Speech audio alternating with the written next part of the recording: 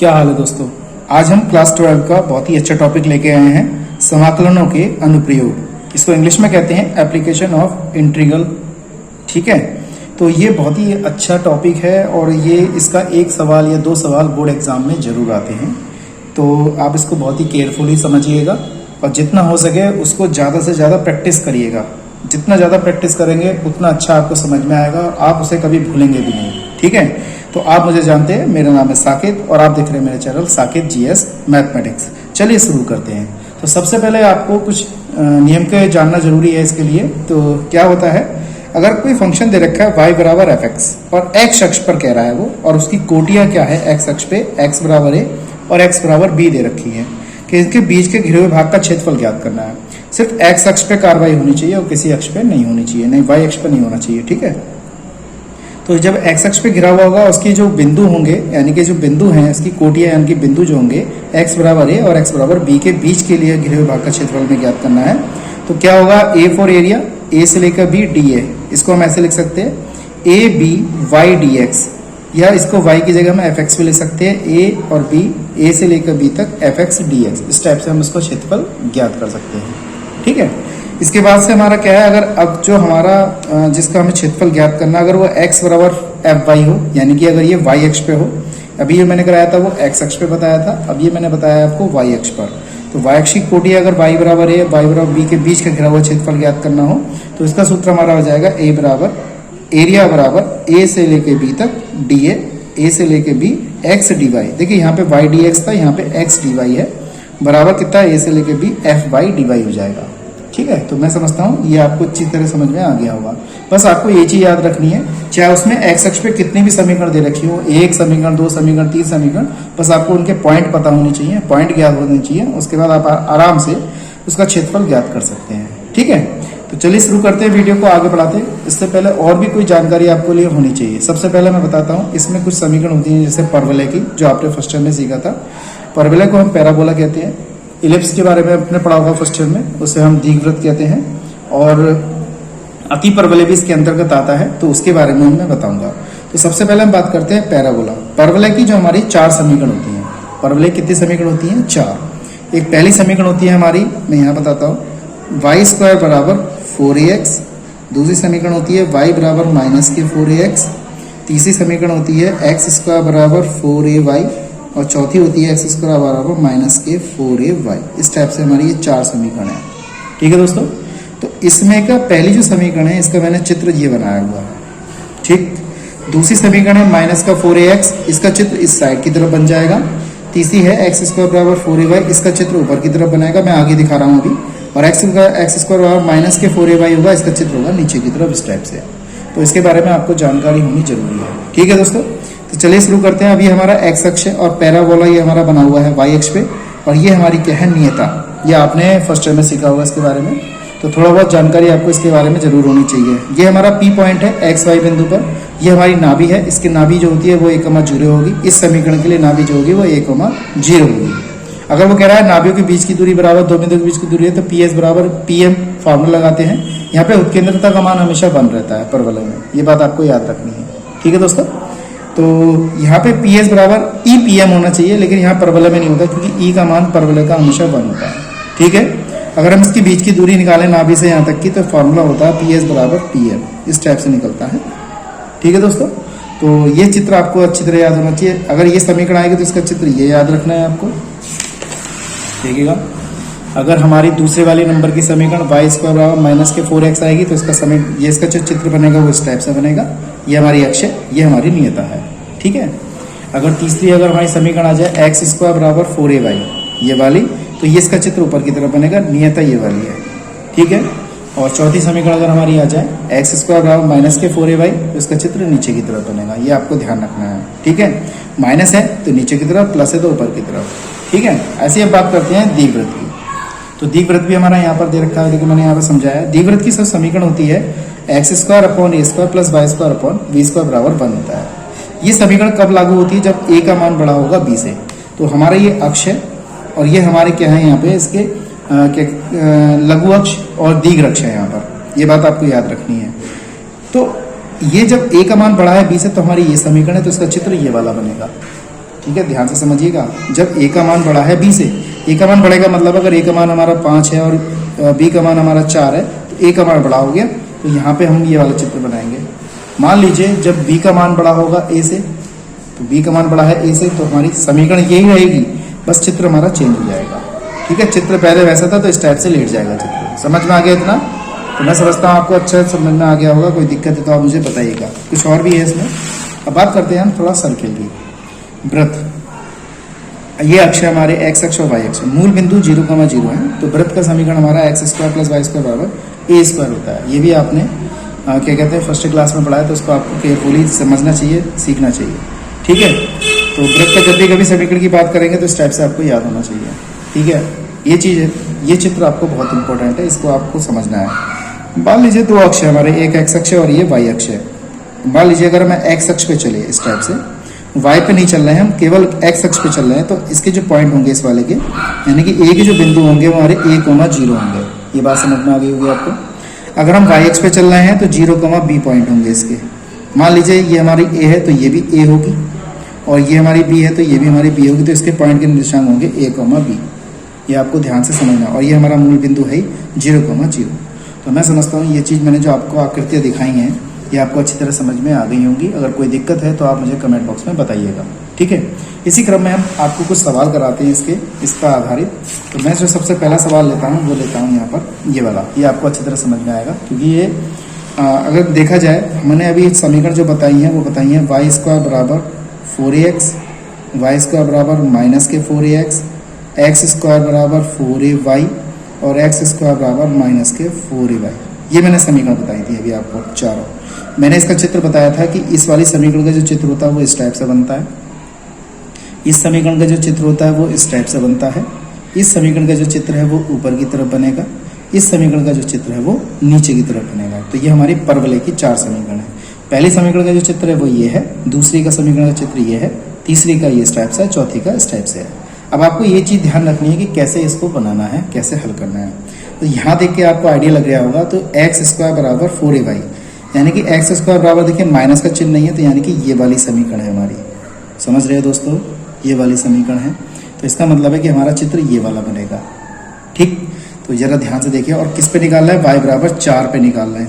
कह रहा है y बराबर 4 से घिरे भाग का क्षेत्रफल हमें ज्ञात करना है। क्लियर बात? तो सबसे पहले हमें इसके पॉइंट पता होना चाहिए। और पॉइंट हमारे यहाँ पे क्या है? देखिए x का मान तो हमें दे ही नहीं रखा, क्योंकि y अक्ष पे ज्ञात करा रहा है कि y का मान कितना है, 4 है। तो सबसे पहले हम क्या करते हैं, जब y का मान 4 दे रखा है तो यहाँ पे y अक्ष पे ज्ञान मतलब 4 बिंदु पे ही करना है। तो चित्र इसका ये वाला बनेगा। तो ये चीज़ आपको ध्यान रखना है। तो हमें कैसे पता चला? इससे पता चला, समीकरण से, और ये हमें पता होना चाहिए। तो देखिए यहाँ पे मैं इसका चित्र बताता हूँ इस टाइप से, और इसका चित्र ऊपर की तरफ है तो इस टाइप से बनेगा ये। और ये कह रहा है y पे 4 है, तो यहाँ पे अगर मान लीजिए ये हमारा मूल बिंदु है तो 1, ये 2, ये 3, ये 4, लेकिन हमें x अक्ष पे जाना ही नहीं है। तो 1, 2, 3 और ये हमारा 4 पॉइंट। तो ये वाला पॉइंट का घिरे भाग का क्षेत्रफल हमसे ये ज्ञात करा रहा है यहाँ से। तो मैं समझता हूँ ये चीज़ आपको अच्छी तरह समझ में आ गई होगी। इसको आप केयरफुली समझें, ठीक है ना। ये बात आपको ध्यान में समझनी है, ध्यान में रखनी भी है। अब एक बात सुनिए, ये वाले जो भाग घिरा हुआ है ये भाग भी है और ये भाग भी है। तो 2 से इसमें इसका क्षेत्रफल में हम 2 से मल्टीप्लाई भी करेंगे। ठीक है दोस्तों, इसमें हम 2 से मल्टीप्लाई भी करेंगे। तो आपको क्या करना है, सबसे पहले इसके पॉइंट पता होने चाहिए। तो पॉइंट ज्ञात करने के लिए हम क्या करेंगे, जैसे y का मान हमारा 4 दे रखा है, तो हम केवल x अक्ष पे निकाल ही नहीं रहे, y अक्ष पे निकालना है। तो बिंदु इसके कहाँ से होगा? 0,4 तक। बात समझ में आ गई? तो इसके बिंदु कितने हो गए? 0,4। ठीक है, अब इसका हमें एरिया निकालना है। तो एरिया कैसे निकालेंगे? आप पॉइंट अगर कोई बिंदु लिखना चाहें तो बिंदु लिख सकते हैं। तो O A और B इस टाइप से डाल सकते हैं। तो लिख सकते हैं एरिया ऑफ कितना आ जाएगा? OABO का क्षेत्रफल। चलिए मैंने हिंदी में भी लिख दिया, इधर भी लिख दिया, बराबर। लिमिट जो आएगी हमारी 0 से 4 आएगी, क्योंकि हम 0 से y अक्ष पे निकाल रहे हैं, x अक्ष पे निकाल ही नहीं रहे हैं। समझ गए दोस्तों?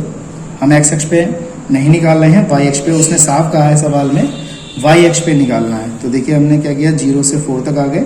और यहाँ पे हम, जब हमारे पास एक समीकरण दे रखी है ये वाली, ठीक है, समीकरण कौन सी दे रखी है हमें? ये वाली दे रखी है। तो फॉर्मूला जो बनेगा हमारा यहाँ पे y अक्ष पे निकालेंगे तो यहाँ पे निकलेगा x × dy। ये बात आपको ध्यान से समझनी है, x × dy। अब हमारे पास जो समीकरण है वो है y बराबर एक्स स्क्वायर। तो एक्स स्क्वायर बराबर कितना y हो जाएगा। अब जब इसकी वैल्यू निकालेंगे हम तो x बराबर कितना आ जाएगा, रूट y हो जाएगा। तो हम इस x की जगह पे ये चीज़ लगा देंगे क्योंकि y अक्ष पे निकाल रहे हैं। ठीक है दोस्तों, कैसे निकालते हैं देखिएगा। तो हमने क्या किया, 0 से 4 x की जगह पे हमने लगा दिया अंडर रूट y और ये आ गया dy। ठीक है, अब y का हम जो इंटीग्रल जानते हैं वो तो हमें पता है y स्क्वायर अपॉन 2 होता है, लेकिन यहाँ पे y की घात रूट दे रखा है तो इसको हम लिख सकते हैं y बराबर 1/2 और ये dy इस टाइप से। और इसका इंटीग्रल बहुत ही आसान हो गया, इसको इस टाइप से मैंने बताया था कि आप इसको ऐसे सीख सकते हैं। y का दोबारा करेंगे तो 1 हो जाएगा डिफरेंशियल में, तो ये हमारी लिमिट आ गई इतनी। और हमें इसका एरिया निकालना है तो क्या करना है आपको, सॉल्व करना है। तो ये कितना हो जाएगा, एक चीज़ मैं थोड़ा बताना चाहता हूँ। ये देखिए अभी हम एक भाग का निकाला, जबकि इसमें भाग कितने बनना है, इस वाले घिरे भाग के क्षेत्रफल 2 है तो इसमें 2 से मल्टीप्लाई करेंगे। ठीक है दोस्तों, इससे मल्टीप्लाई करेंगे यहाँ पे 2 से, 2 यहाँ पे भी आएगा, यहाँ पे भी आएगा और यहाँ पे भी आएगा और यहाँ पे भी आएगा। ठीक है, ये हो जाएगा y की पावर 3/2, ये आएगा 3/2 और 0 से 4 हो जाएगा। ठीक है दोस्तों, इसको सही करके लिखेंगे तो 4/3, 2 2 जा 4 हो गया इस टाइप से, और y की घात 3/2 हो जाएगा। अब 0 से 4 पहले अपर लिमिट लगाएंगे इसमें, मैंने बहुत ही अच्छी तरीके से आपको लिमिट वाला चैप्टर बताया है, आप इसको ध्यान से समझिएगा। तो मैंने देखिए इसकी जगह 4 लगा दिया y की जगह पे, फिर मैंने लगा दिया 0। पहले अपर लिमिट लगाते हैं फिर माइनस के साथ लोअर लिमिट लगाते हैं। ठीक है दोस्तों, ये आ गया 4/3। इसको हम लिख सकते हैं इस टाइप से लिख दिया मैंने 3/2 माइनस, ये तो 0 ही रहेगा, 2 से 2 ये कैंसिल हो गया, जिसको मैं यहाँ समझा देता हूँ। ये यहाँ पे हमारा इतना आ गया तो ये आ गया 4/3 और 2 से 2 कट गया तो यहाँ पे 2 की पावर 3 रह गया और ये तो 0 है ही हमारा, तो ये आएगा 4/3। तो 2 दूनी 4 दूनी 8 आ गया, तो मल्टीप्लाई करेंगे 8 चौक 32 अपॉन कितना 3, ये हमारा इसका आंसर आ गया। और यहाँ पे लिख सकते हैं हम इसका जो मात्रक है वो लिख सकते हैं वर्ग इकाई या वर्ग मात्रक, कुछ भी लिख सकते हैं अभी यहाँ पे। तो ये हमारा क्या है, इसका आंसर है। मैं समझता हूँ यहाँ तक आपको अच्छी तरह सवाल समझ में आ गया होगा। अगर कोई दिक्कत है तो आप मुझे कमेंट बॉक्स में बताइएगा। ठीक है दोस्तों, इसी क्रम में हम अगला क्वेश्चन कराते हैं आपको, बहुत ही अच्छा, जो आपको समझ में जरूर आएगा। अगर कोई दिक्कत है तो आप मुझे बताइएगा। तो ये देखिए दोस्तों, अगला क्वेश्चन है, 2 परवल है y बराबर एक्स स्क्वायर और y स्क्वायर बराबर x। देखिए इसमें मैंने अभी आपको बताई थी 4 समीकरण, तो ये हमारे कौन से नंबर की समीकरण है, ये तीसरे नंबर की समीकरण है और ये हमारी जो है वो पहले नंबर की समीकरण है। तो ये पॉजिटिव है, ये भी पॉजिटिव है। तो मैंने आपको बताया था, अभी मैं दोबारा बता देता हूँ आपको। देखिए y स्क्वायर बराबर 4ax पहले नंबर की है, y स्क्वायर बराबर माइनस के 4x दूसरे नंबर की है, x स्क्वायर बराबर 4ay तीसरे नंबर की है और x स्क्वायर बराबर माइनस के 4ay चौथे नंबर की है। इसका चित्र जो बताया था मैंने इस टाइप से बनेगा, इसका चित्र जो बनेगा वो इस टाइप से बनेगा, इसका चित्र जो बनेगा वो हमारा ऊपर की तरफ बनेगा, इसका जो चित्र बनेगा वो हमारा नीचे की तरफ का बनेगा। तो मैं समझता हूँ आपको ये चित्र समझ में यहाँ तक आ गया होगा। ठीक है दोस्तों, तो ये देखिए दोस्तों, यहाँ तक ये आपको समझ में आ गया होगा। तो ये तीसरे नंबर की है और ये पहले नंबर की है। तो सब चित्र बनाते हैं हम यहाँ पे। सबसे पहले चित्र बनाना आपको अच्छी तरह आ जाना चाहिए। तो पहले नंबर की समीकरण हमारी ये वाली है, y स्क्वायर बराबर 4x, तो इसका चित्र हमारा ये वाला बन जाएगा। ठीक है दोस्तों, और ये हमारी तीसरे नंबर की है तो इसका चित्र ऐसा बनेगा। तो ये हम ऊपर को बनाएंगे इस टाइप से। ये तो ये कह रहा है इससे घिरे हुए भाग का, यानी कि इन दोनों से घिरा हुआ भाग कौन सा है हमारा, ये वाला, इसका क्षेत्रफल ज्ञात करवा रहा है। ये बात समझ में आ गई होगी आपको बहुत ही अच्छी तरीके से। और कोई दिक्कत है तो आप मुझे कमेंट बॉक्स में बताइएगा। ठीक है दोस्तों, तो मैं समझता हूँ चित्र आपको अच्छी तरह समझ में आया है। तो सबसे पहले हमारे पास बिंदु पता होने चाहिए। ये हमारी इक्वेशन फर्स्ट है और ये हमारी इक्वेशन 2 है। और बिंदु हमारे इसके पता होंगे तभी हम इसको सॉल्व कर सकते हैं, अन्यथा सॉल्व नहीं कर सकते। ठीक है ना, तभी हम इसका एरिया ज्ञात कर सकते हैं। ठीक है, तो हमारे पास ये है। तो हमने क्या किया, ये जो y स्क्वायर बराबर x है, ये वाला जो मान है x के जगह यहाँ से उसको हम यहाँ पे लगा सकते हैं। ठीक है, कैसे लगाएंगे हम यहाँ पर, इसको हमने इक्वेशन फर्स्ट और इक्वेशन 2 माना है। तो देखिए मैं इसको सॉल्व करता हूँ। तो y बराबर हमारे पास एक्स स्क्वायर है और y स्क्वायर बराबर हमारे पास कितना है, x है। तो y की वैल्यू यहाँ पे यहाँ लगा दीजिए, कितना हो जाएगा। देखिए y की वैल्यू यहाँ लगाऊंगा मैं, तो एक्स स्क्वायर तो है ही पहले से और इसका स्क्वायर ये रहा, इस टाइप से हो गया। समझ रहे हो, देखिए इस टाइप से हो गया। तो x की घात 4 बराबर कितना x हो गया, x की घात 4 माइनस के x बराबर 0। x कॉमन आ गया यहाँ से, तो x की घात 3 माइनस 1 बराबर ये आ गया। तो x बराबर 0 और x क्यूब बराबर कितना 1, तो x बराबर हमारा कितना आ जाएगा 1 आ जाएगा।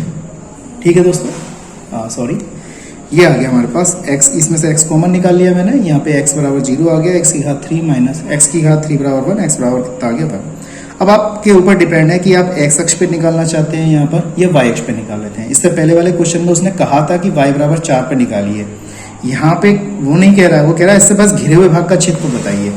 ये कह रहा है इससे घिरे हुए भाग का क्षेत्रफल, चाहे आप x अक्ष पे निकालें चाहे y अक्ष पे। अगर हम x अक्ष पे निकालेंगे तो सूत्र हमारा लगेगा y के पदों में, मतलब जैसे मैं बताऊं हमारे पास 2 समीकरण दे रखी हैं तो दोनों को एक साथ निकाल देते हैं। अब बिंदु की बात करते हैं तो ये हमारा x अक्ष पे 0 है, देखिए x अक्ष पे 0 और y पे कितना 1, ये मान लीजिए y पे काट रहा है इस टाइप से।